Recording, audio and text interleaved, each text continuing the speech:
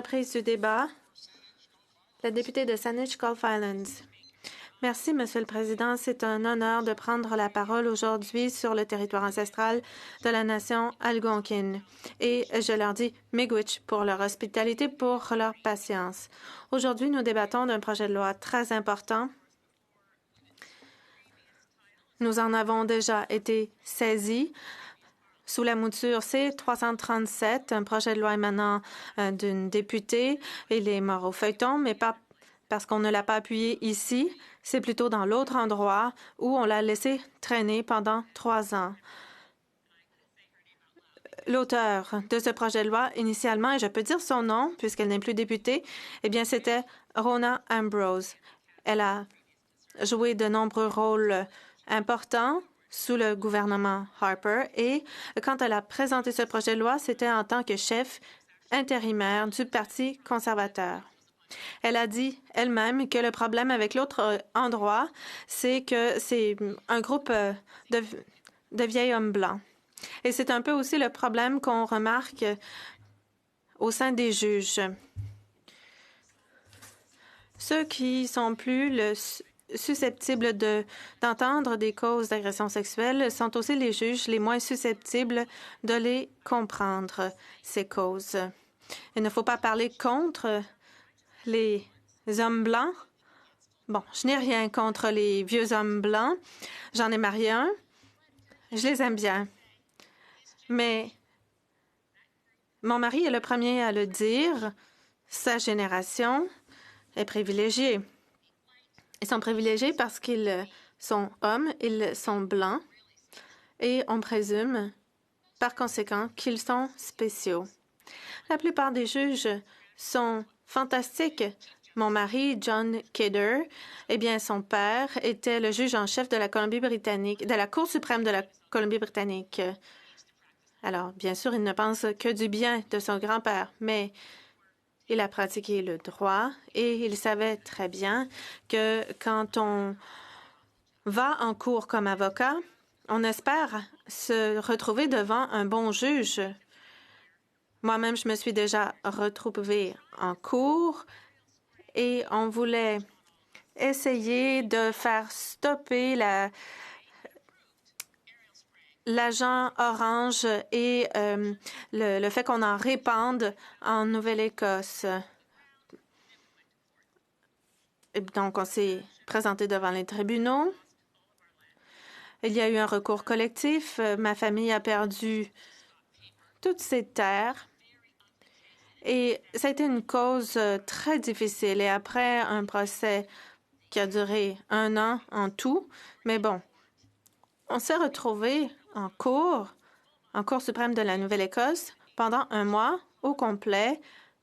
Nous soutenions que l'agent orange avait causé le cancer, notamment à cause de son utilisation au Vietnam. Mais le juge qui entendait la cause, eh bien, c'était sa première grande cause. Il a jugé que l'agent orange était une substance sécuritaire et il était presque offensé qu'on a dérangé les gens de la Nouvelle-Écosse avec cette cause. Mais sa cause suivante était une cause d'agression sexuelle. Et il a fait les manchettes parce qu'il a déterminé que l'auteur de l'agression était coupable. Mais finalement, la punition n'était qu'une tape sur les mains puisqu'il a dit depuis son tribunal que ce n'était pas un viol très violent au final.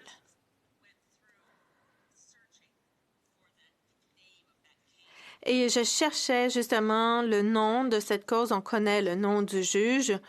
On y a fait référence souvent aujourd'hui. C'est lui qui a dit à une victime, pourquoi vous n'avez pas tout simplement serré les genoux. Il a dit que la victime avait été faible et le juge a choisi de ne pas croire la victime et l'agresseur a été acquitté. Ça, c'était une cause de 2016. Et bon, on arrive à trouver beaucoup de choses dans Internet, dans les événements récents. Il y a les questions du juge Robert Kemp. Et c'est un des motifs qui a motivé Rona Ambrose à présenter ce projet de loi.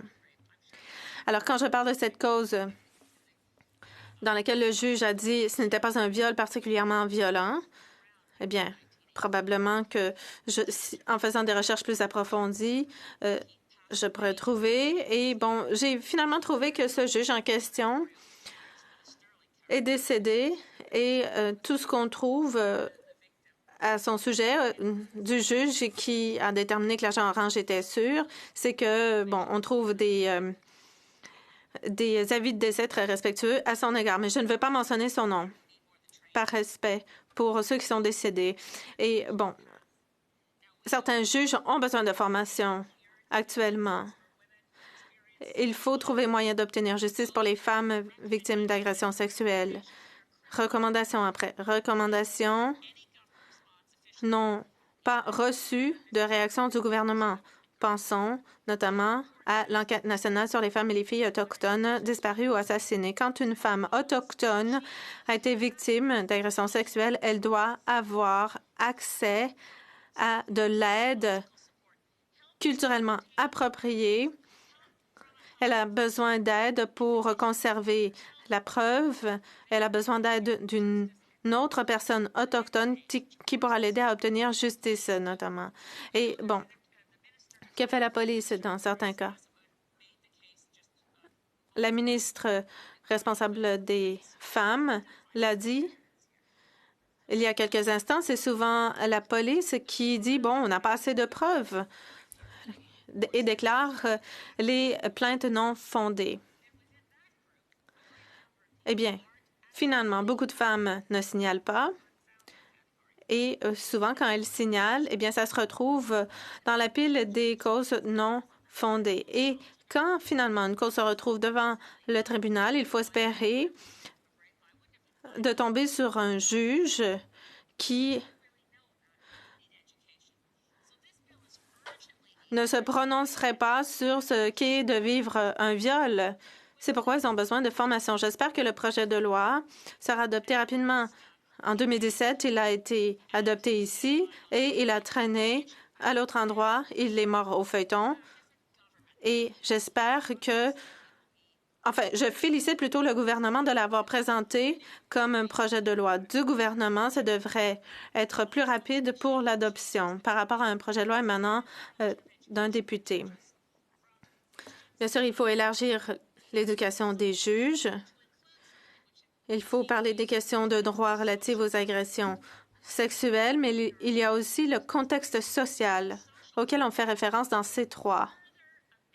Beaucoup ici voudraient qu'on modifie la notion de contexte social pour qu'il soit clair qu'il est question de racisme systémique, d'intersectionnalité, de pauvreté, de préjugés à l'égard des travailleurs et travailleuses du sexe, des préjugés qui sont finalement discriminatoires à l'égard des femmes aussi.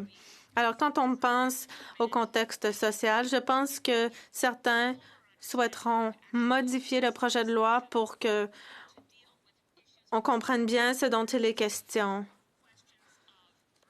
et ainsi de traiter de questions dont nous sommes saisis au sens large, c'est-à-dire le racisme systémique au sein des services policiers, au sein du système judiciaire. Alors, pour veiller à ne pas manquer de temps, j'aimerais me tourner vers quelque chose qui sera acceptable, j'espère, par les députés et une proposition de motion. J'espère que vous aurez le consentement unanime pour accélérer l'adoption de ce projet de loi pour le renvoyer au comité plus rapidement et sauter l'étape de la deuxième lecture. Voici la motion que je présente. Que, nonobstant le règlement ou les pratiques habituelles de la Chambre, qu'à la conclusion des ordres du gouvernement aujourd'hui ou lorsqu'aucun autre député ne voudra prendre la parole, le président présentera toutes les questions nécessaires pour disposer de la deuxième lecture de ces trois lois modifiant la loi sur les juges et le code criminel, et si un vote par appel nominal est demandé, qu'on le reporte après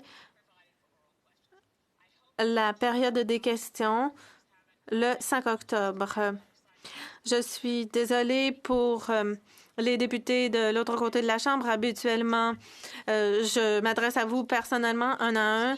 Je vous l'ai envoyé de manière électronique.